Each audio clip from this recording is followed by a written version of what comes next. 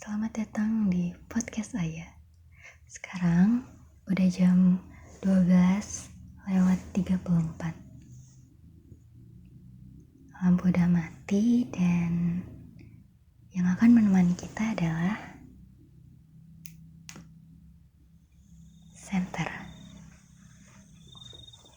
Oke, jadi nggak tahu kalau tengah malam tuh rasanya apa aja tuh pengen dibahas. Kayak sekarang ini lagi pengen ngebahas hal-hal yang katanya sih penting, dan ini gak kalah penting dari isu-isu korupsi yang sekarang lagi bertebaran di mana-mana. Nah, tenang aja, kita bakal ngebahas ini pelan-pelan. Jadi, ambil posisi kalian yang paling nyaman, tarik selimut, dan nyalakan senternya. Berlayar perahu menuju seberang.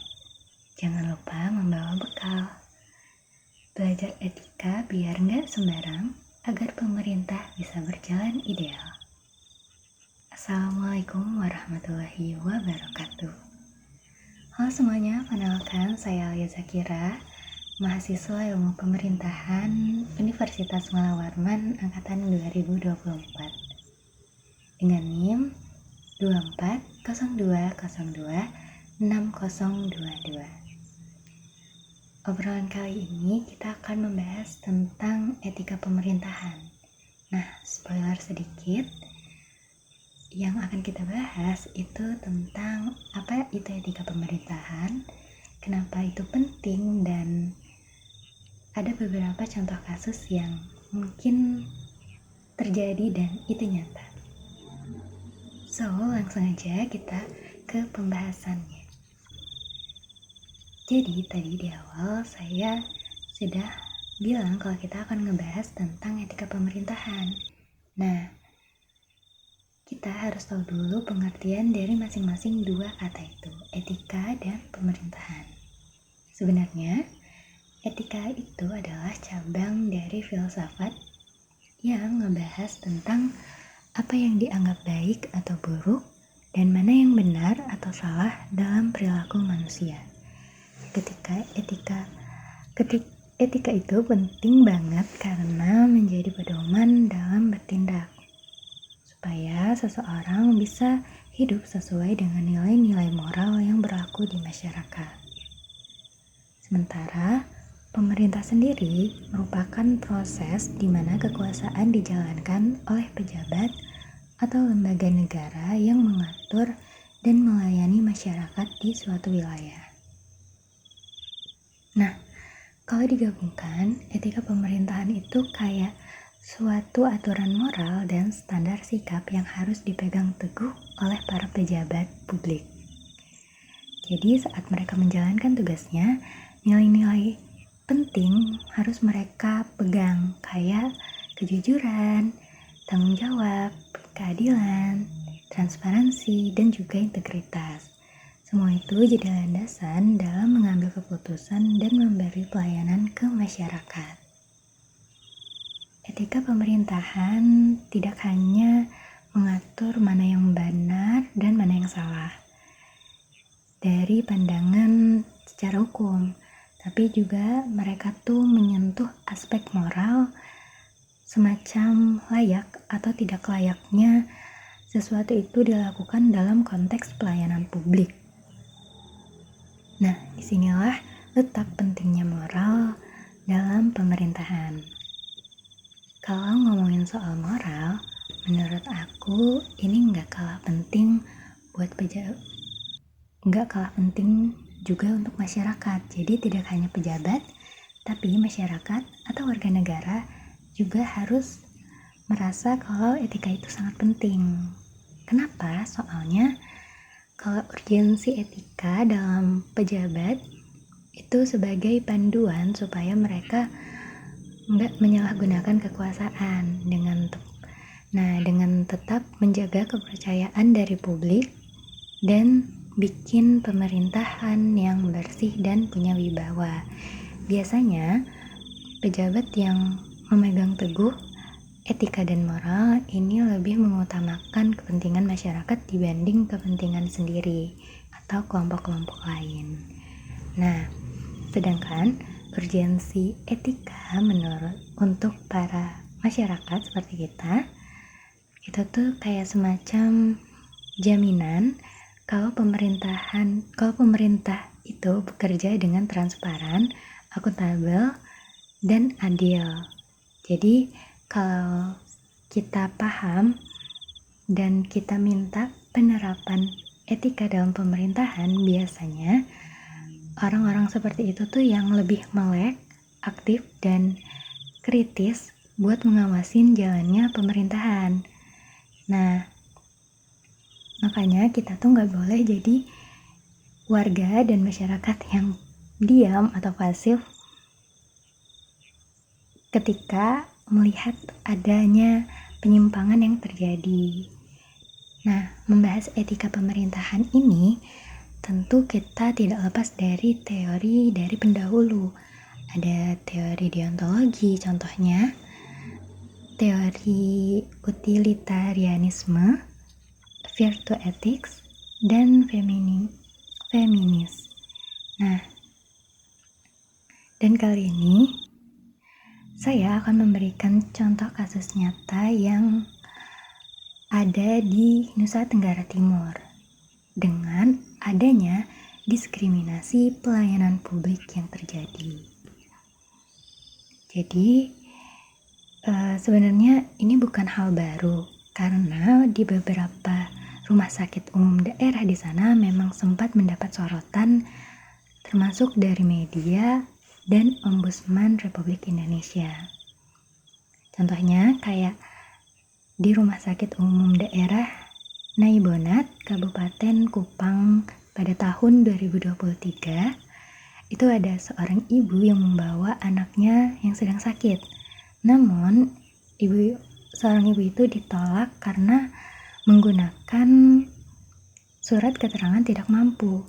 Petugas mewajibkan membayar mandiri sehingga pasien yang kurang mampu tadi sangat kesulitan mengakses layanan.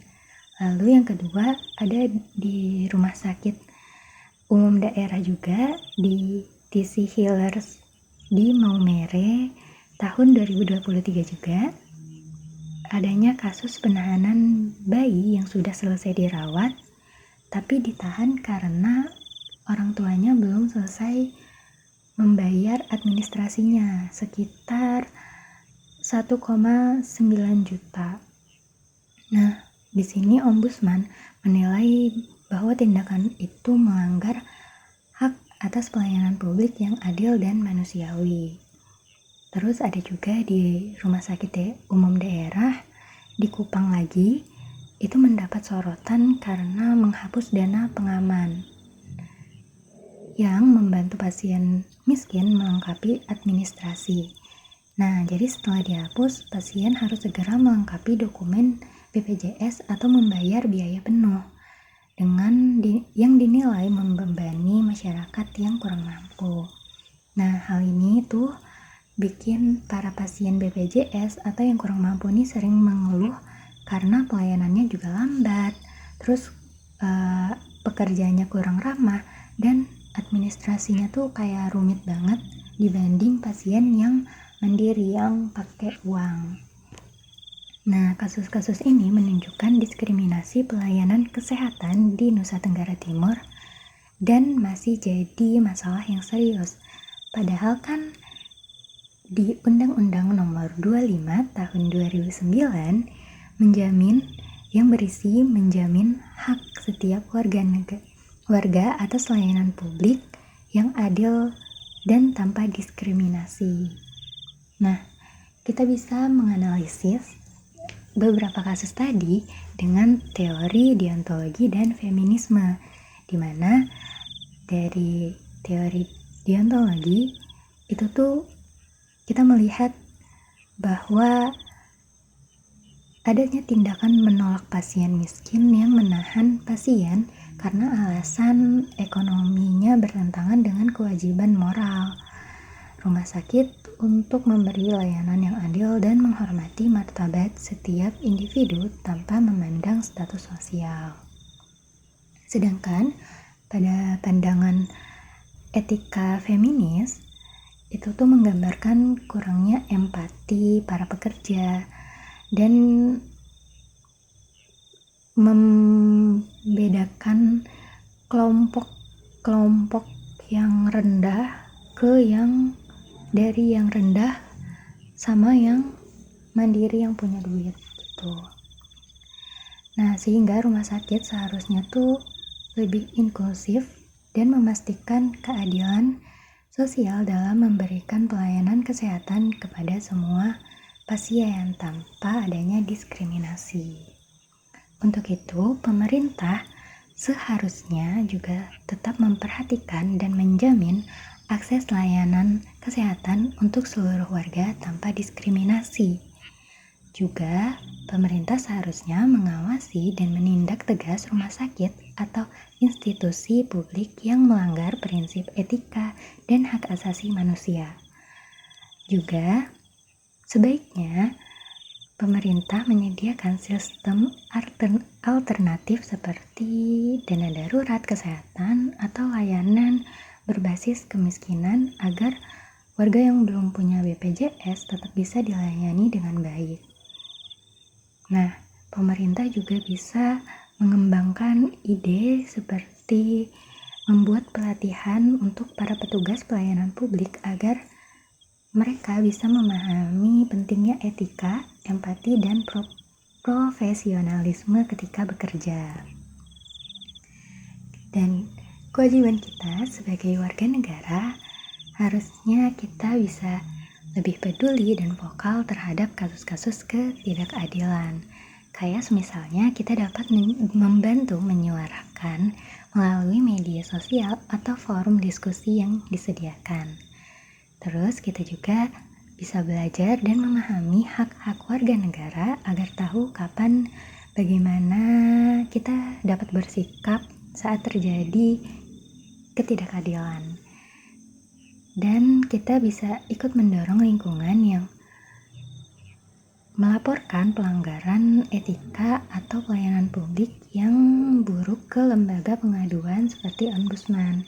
Jadi kita nggak boleh tinggal diam. Jadi kalau misalnya kita melihat ada ketidakadilan, diskriminasi atau hal-hal lain, kita bisa membantu orang yang tidak berdaya ini untuk diadukan ke ombudsman tadi.